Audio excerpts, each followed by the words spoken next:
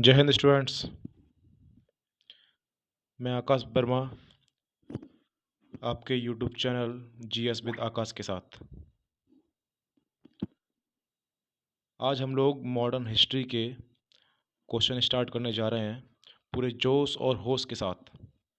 10 से 12 क्वेश्चन जो हमारे एग्ज़ाम में बहुत ही महत्वपूर्ण योगदान रखते हैं। चलिए स्टार्ट करते हैं।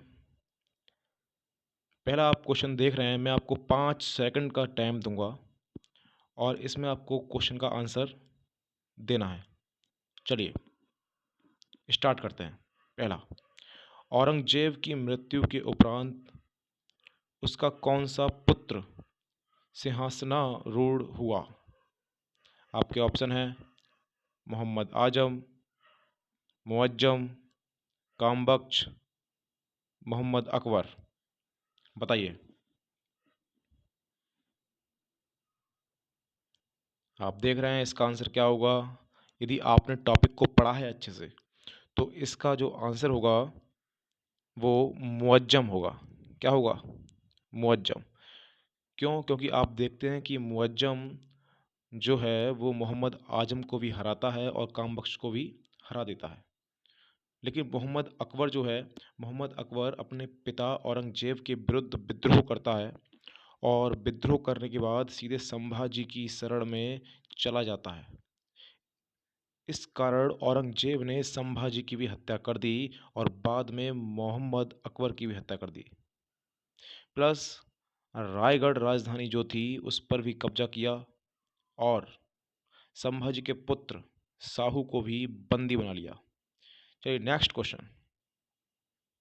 अगला क्वेश्चन है, अधोलिखित में सत्य कथन बताइए। औरंगजेब की मृत्यु के समय मोहम्मद आजम अहमदनगर में था। मुअज्जम अपने पिता की मृत्यु के समय अफगानिस्तान नामक स्थान पर था। कामबख्श औरंगजेब की मृत्यु के समय बीजापुर का सूबेदार था। जो ये 3 बेटे हैं उसके, तो ये पूछने की कोशिश कर रहा है कि ये बेटे क्या वास्तव में यहीं थे या कहीं और थे। तो देखते हैं।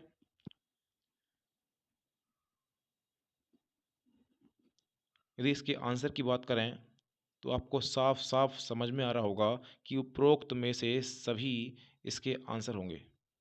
उपरोक्त में से सभी इसके आंसर होंगे। तो इसका आंसर क्या हो जाएगा आपका? इसका आंसर हो जाएगा उपरोक्त सभी। चलिए नेक्स्ट। अगला क्वेश्चन है, जजाओं का युद्ध किसके बीच हुआ? तो आप देख रहे होंगे जजाओं का युद्ध आपने अच्छे से पढ़ा है, बिना ऑप्शन देखे हुए आप आसानी से इसको लगा सकते हैं। इसका जो आंसर होगा वो मुअज्जम और आजम के बीच सन 1707 ईस्वी। सन 1707 ईस्वी। चलिए नेक्स्ट। अगला क्वेश्चन है हमारा, अधोलिखित में किसने बहादुर शाह प्रथम के नाम से स्वयं को बादशाह घोषित किया? तो आपको समझ में आ रहा होगा जो पहला ऑप्शन है वो है कामबख्श, दूसरा मोहम्मद आजम, तीसरा शाह आलम प्रथम, चौथा मोहम्मद अकबर। बताइए आंसर।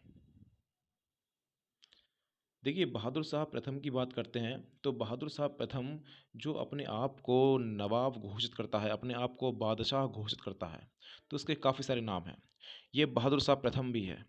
इसे साहे बेखबर भी कहते हैं। क्या कहते हैं? साहे बेखबर। साहे बेखबर भी कहते हैं।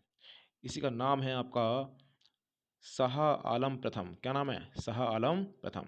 तो शाह आलम प्रथम, साहिब बेखबर या मुअज्जम या मुअज्जम, ये इसके 4 नाम हैं। तो 4 नाम कौन कौन से हो गए? बहादुर शाह प्रथम हो गया, साहिब बेखबर हो गया, मुअज्जम हो गया और शाह आलम प्रथम हो गया। चलिए नेक्स्ट। अगला क्वेश्चन है, मुगल साम्राज्य के पतन का प्रमुख कारण क्या था?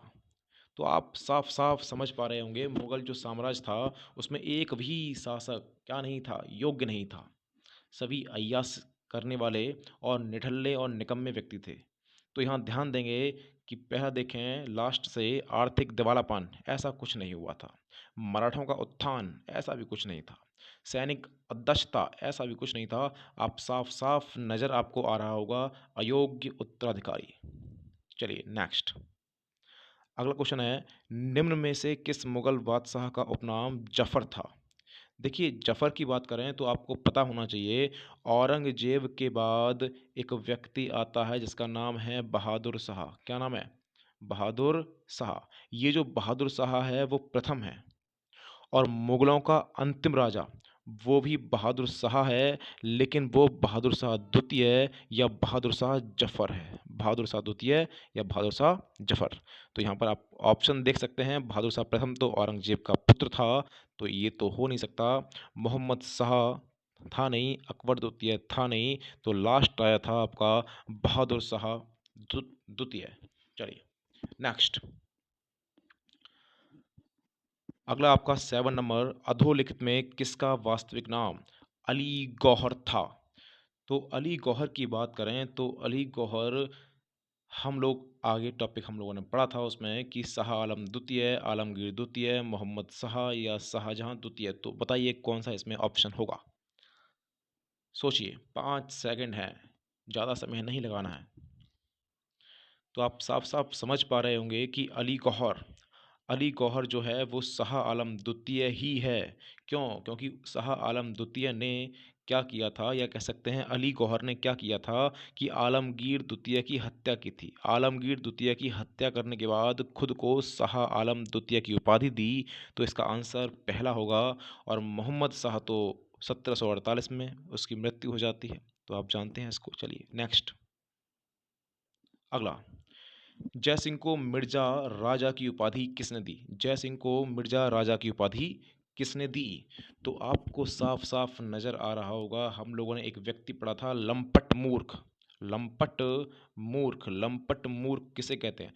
तो लंपट मूर्ख जो है वो जहांदार शाह को कहते हैं, और जहांदार शाह ने जय सिंह को मिर्जा राजा की उपाधि दी।